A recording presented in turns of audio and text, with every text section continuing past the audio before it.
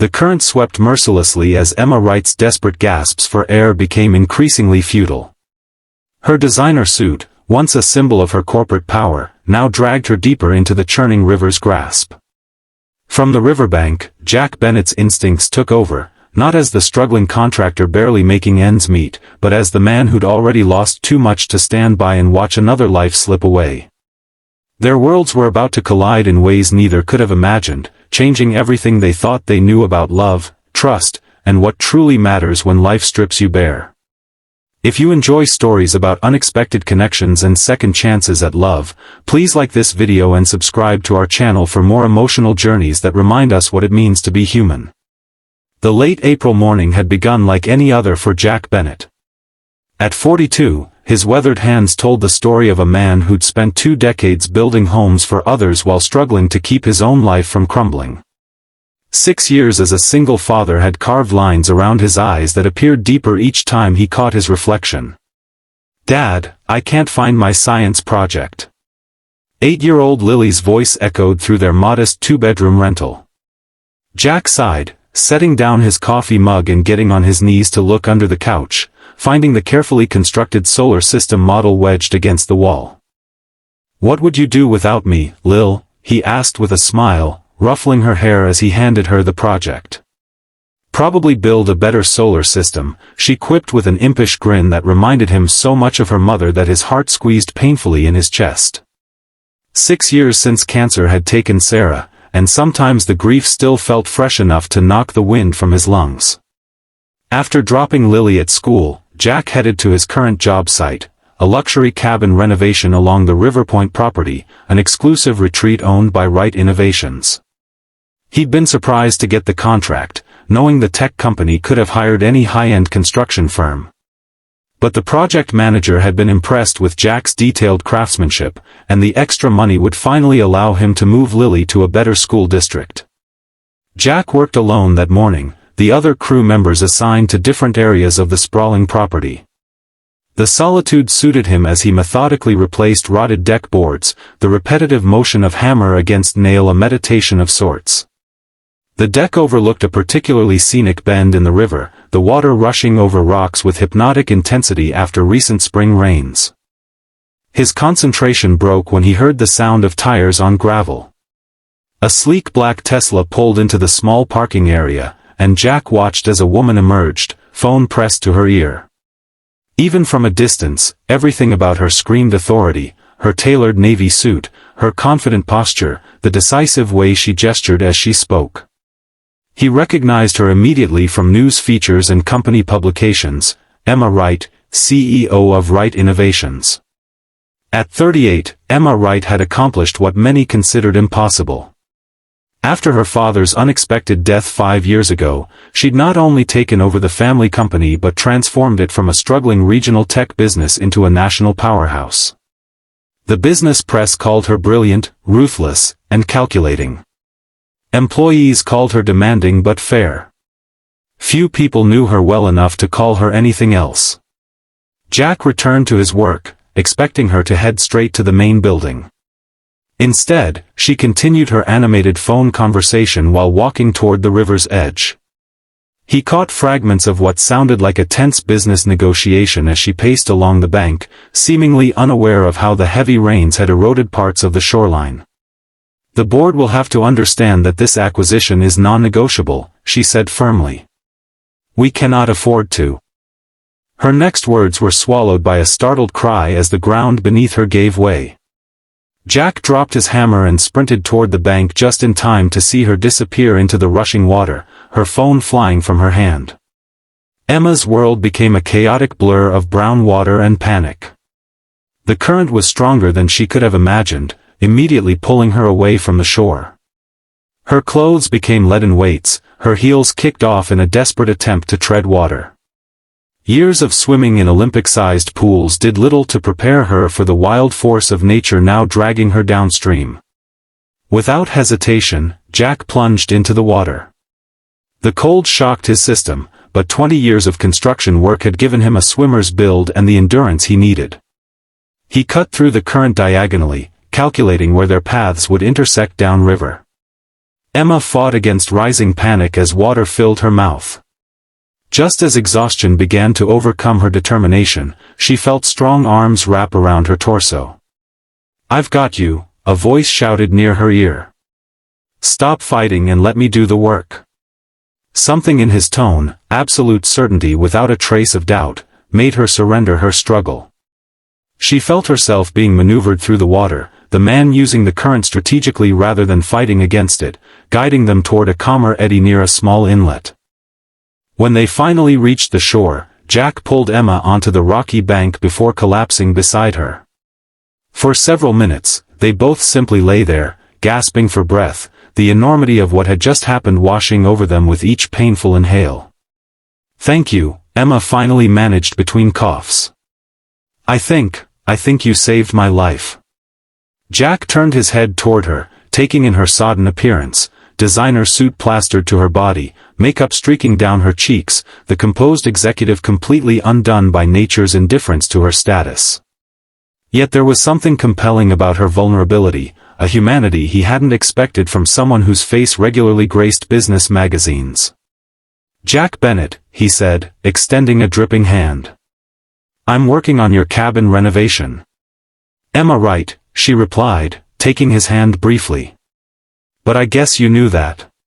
She attempted to stand but swayed dangerously, and Jack was quickly on his feet, steadying her with a hand at her elbow. "Easy there. The adrenaline crash can hit hard." Emma nodded, suddenly aware of how violently she was shivering. "I need to get dry. My cabin is just up that path." The walk to her private cabin took longer than it should have, with Emma stumbling several times.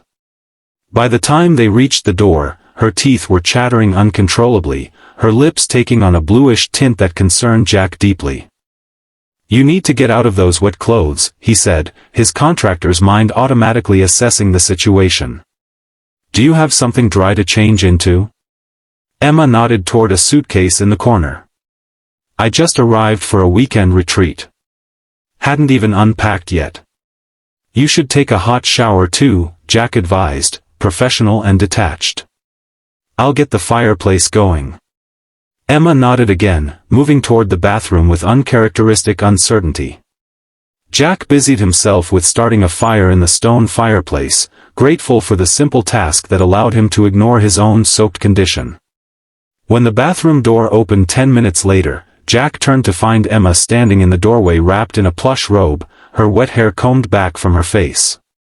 Without the armor of her business attire and makeup, she looked younger, softer somehow. "Your turn," she said, gesturing to the bathroom. "There are spare robes behind the door.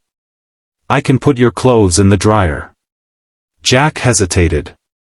"I should probably head back to work."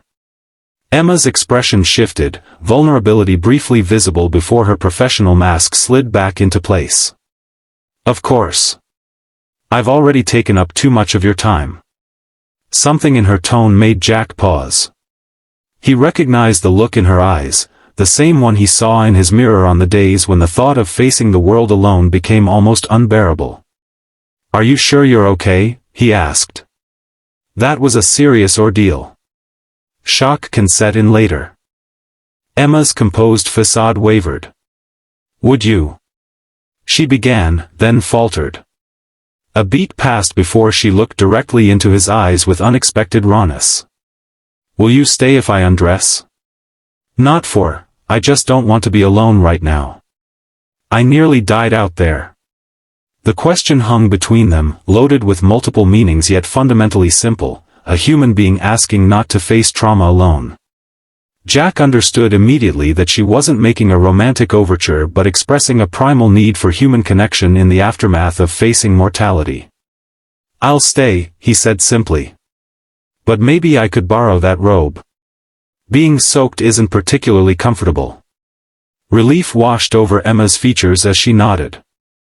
While Jack took his turn in the bathroom, Emma quickly dressed in comfortable clothes, yoga pants and a soft sweater, as far from her CEO wardrobe as possible. She found herself wondering about the man who had saved her life, curious in a way she rarely allowed herself to be about others. When Jack emerged in the oversized robe, Emma had made tea and was sitting on the couch, staring into the fire he'd built. "Your clothes should be dry in about an hour," she said, gesturing to the mug she'd prepared for him.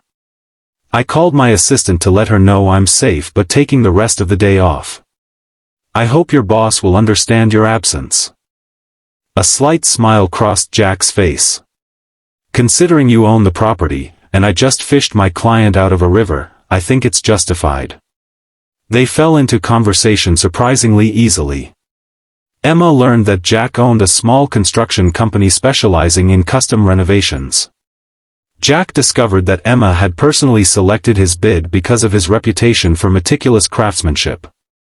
What began as polite small talk gradually evolved into something more genuine as the afternoon wore on. "My daughter will never believe I had tea with Emma Wright," Jack said, checking his watch and realizing he needed to pick up Lily from after-school care soon. "You have a daughter?" Emma asked, surprised to find herself disappointed that their unexpected encounter was drawing to a close. "Lily. She's 8 going on 30, Jack replied with obvious pride. "The smartest kid you'll ever meet." "And her mother?" Emma asked before she could stop herself. A shadow passed over Jack's features. "Sarah died 6 years ago. Breast cancer." "I'm sorry," Emma said, the simple words inadequate yet sincere. Jack nodded in acknowledgement. "What about you? Family?" Emma's laugh held little humor. "The company is my baby. My parents are gone, and relationships." She trailed off with a small shrug. "Let's just say the dating pool gets complicated when you're a female CEO." Jack stood as the dryer buzzed, signaling his clothes were ready. "I should get going.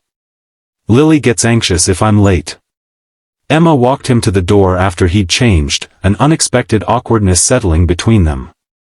How did one properly thank a person for saving their life? "Mr. Bennett, Jack, thank you again. If there's ever anything I can do." Jack shook his head. "Anyone would have done the same." "We both know that's not true," Emma replied softly. As Jack drove to pick up Lily, he couldn't shake the image of Emma standing in the cabin doorway, looking simultaneously like one of the most powerful women in the state and also somehow lost. Something about her had gotten under his skin in a way he hadn't experienced since Sarah. "Daddy, you smell like the river," Lily commented as she climbed into his truck. "And your hair is all funny. Did you fall in?"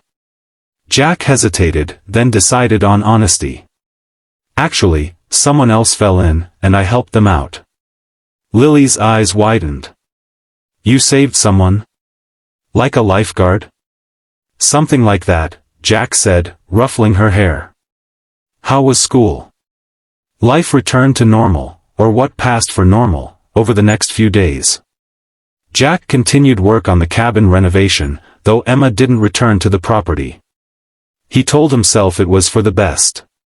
They inhabited different worlds, their paths had crossed briefly during a crisis, nothing more. Then, exactly 1 week after the river incident, Jack arrived at his small office to find an envelope bearing the Wright Innovations logo. Inside was a formal letter offering his company a contract to renovate all 12 cabins on the Riverpoint property, a job that would keep his crew busy for at least a year and solve his financial worries in one stroke. A handwritten note was paperclipped to the contract. "This isn't a thank you for saving my life, that's not something I could ever repay. This is recognition of excellence in your craft. The offer stands regardless of your answer to my second question, would you and Lily join me for dinner this Friday? Emma." Jack stared at the note, emotions warring within him. The professional opportunity was beyond anything he could have hoped for, but the personal invitation stirred complicated feelings he'd buried for years. After Sarah died, he'd focused entirely on raising Lily and keeping his business afloat. The idea of making space for someone else seemed impossible, and yet. He called Emma's office, half expecting to speak with an assistant, surprised when she answered directly. "I accept the contract," he said without preamble. "But dinner isn't necessary." A pause. I see, Emma replied, her tone cooling noticeably. The contract will be processed immediately. Thank you for your... That came out wrong, Jack interrupted. What I meant was, the contract and dinner don't need to be connected. I'd like to have dinner with you, but not as some kind of business arrangement or obligation. Another pause, this one different. I'd like that too, Emma finally said, her voice softening. And please bring Lily. I've heard so much about her, I feel like I should meet this pint-sized genius. Friday arrived with an unexpected case of nerves for Jack. He hadn't been on anything resembling a date since before Sarah got sick, and though he told himself this was just a friendly dinner, Lily's excitement suggested otherwise. Is she pretty, Dad? Lily asked as she twirled in the new dress they'd bought for the occasion, Jack's concession to her insistence that jeans wouldn't be appropriate for dinner with the lady boss who owns the computer company. Yes, Jack answered honestly. But more importantly, she's smart and interesting. Lily nodded sagely. Like Mom was. Jack's heart caught. Yes, sweetheart. Like Mom. Emma had suggested they meet at Riverside Bistro, an upscale but family-friendly restaurant overlooking the same river that had brought them together. She was already seated when they arrived, looking both familiar and strangely new in a casual blue dress, her usually immaculate hair falling in soft waves around her shoulders. She stood as they approached, extending her hand first to Lily with a genuine smile. You must be Lily. Your dad has told me you're the smartest person he knows. Lily beamed, instantly won over. He exaggerates. I'm only smarter than him about some things. Dinner progressed with surprising ease. Emma engaged Lily in conversation about her science projects and school, showing genuine interest rather than the patronizing attention adults often showed children. Jack found himself watching their interaction, something warm unfurling in his chest as Lily animated explained the solar system model she'd built. So which planet is your favorite? Emma asked seriously. Neptune, Lily replied without hesitation. Everyone picks Mars or Saturn with its rings, but Neptune is the most mysterious. Plus it's blue, and that's my favorite color. Mine too, Emma said, catching Jack's eye over Lily's head with a smile that made his heart skip. As the evening drew to a close, Emma insisted on driving them home, waving away Jack's protests. My car has the best safety rating in its class, she told Lily conspiratorially. And heated seats. Standing at their front door, Jack found himself reluctant for the evening to end. Lily had already rushed inside to show Emma her room and book collection, leaving the adults momentarily alone. Thank you, Jack said simply. This was nice. Emma studied his face in the porch light. It doesn't have to be just once, you know. Unless you... I'd like to see you again, Jack interrupted, the words coming out before he could overthink them. Just me next time, maybe. Something vulnerable and hopeful flickered in Emma's eyes. I'd like that. What began that night evolved slowly over the following weeks. Coffee after Jack finished at the job site. Weekend lunches that sometimes included Lily. Late evening phone calls after Lily was asleep, conversations that wandered from business strategies to favorite books to deeper fears and hopes. For Emma, these interactions were unlike anything in her experience, refreshingly honest, without the agenda or artifice that colored most of her professional relationships. Jack didn't seem intimidated by her success or determined to prove himself her equal. He simply accepted her as she was, appreciating her strengths while creating space for her vulnerabilities. For Jack, Emma represented a second chance he'd never thought to look for. Her presence in his life awakened parts of himself he'd forgotten, the man beyond the father and provider, someone capable of connection and, perhaps, love again. But shadows loomed over their budding relationship, complications neither had fully confronted. The first arose when Jack arrived at the Riverpoint property to find a sleek sports car parked beside Emma's Tesla. Through the cabin window, he could see her engaged in intense conversation with a tall, expensively dressed man whose hand rested possessively on her shoulder. Jack retreated to his work site, unsettled feelings churning in his stomach. When Emma sought him out later, her expression was troubled. "That was Michael Pearson," she explained without prompting. "My ex-fiancé and current board member. He's not thrilled about certain company directions I'm pursuing."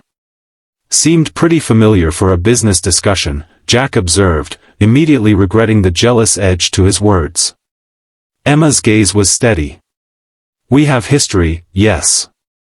But it's over, has been for years. Michael thinks he has some claim on me because of our past and his position on the board, but he doesn't." Jack nodded, wanting to believe her but haunted by the obvious ease between Emma and this man who shared her corporate world in ways Jack never could. The second complication emerged from an unexpected quarter.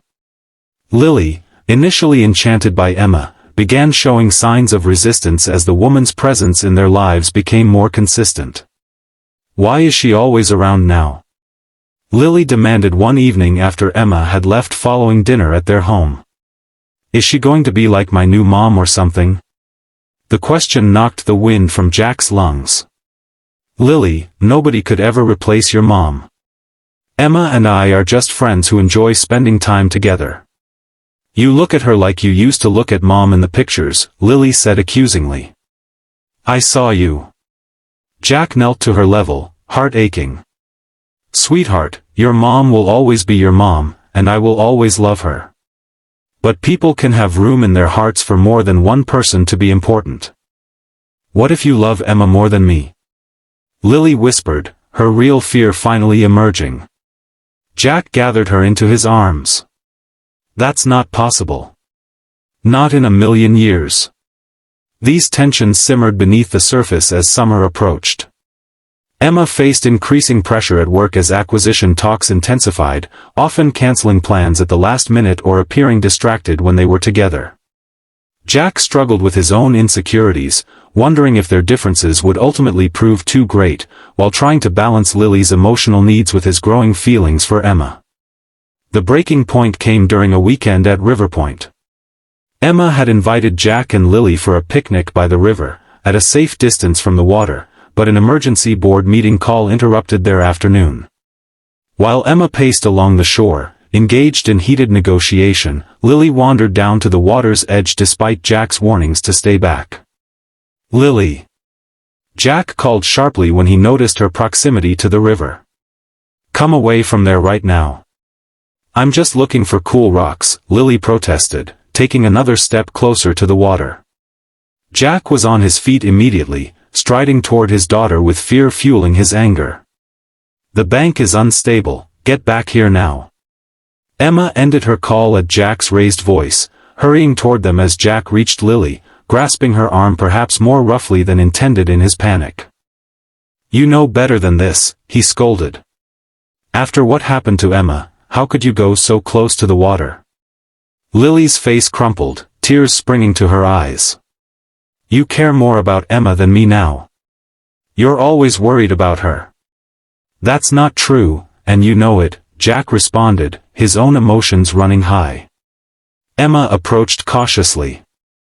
"Lily, your dad was just scared because—" "I don't care what you think," Lily cried, turning to Emma with unexpected venom. "You're not my mom. You can't tell me what to do.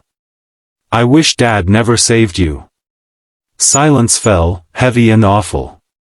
Lily's eyes widened as she realized what she'd said, but childish pride kept her from taking it back.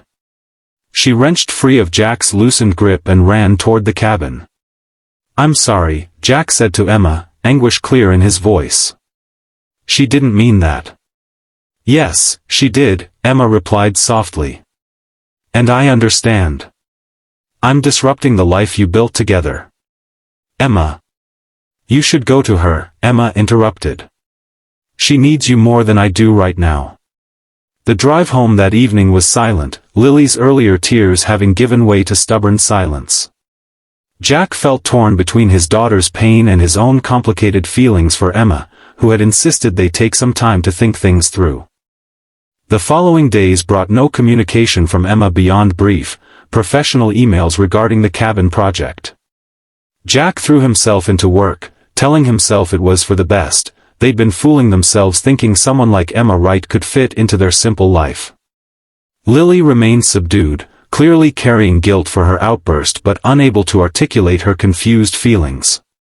Then came the news that shocked the regional business community. Emma Wright had stepped down as CEO of Wright Innovations, effective immediately. The press release cited personal reasons and announced Michael Pearson as interim CEO pending board approval. Jack stared at the newspaper headline in disbelief. Everything he knew about Emma told him this couldn't be voluntary. She lived and breathed that company, had transformed it through sheer determination and brilliance. What could possibly have happened? His phone rang that evening as he was helping Lily with homework. Unknown number. Jack Bennett. It's me. Emma's voice sounded different, strained yet somehow lighter.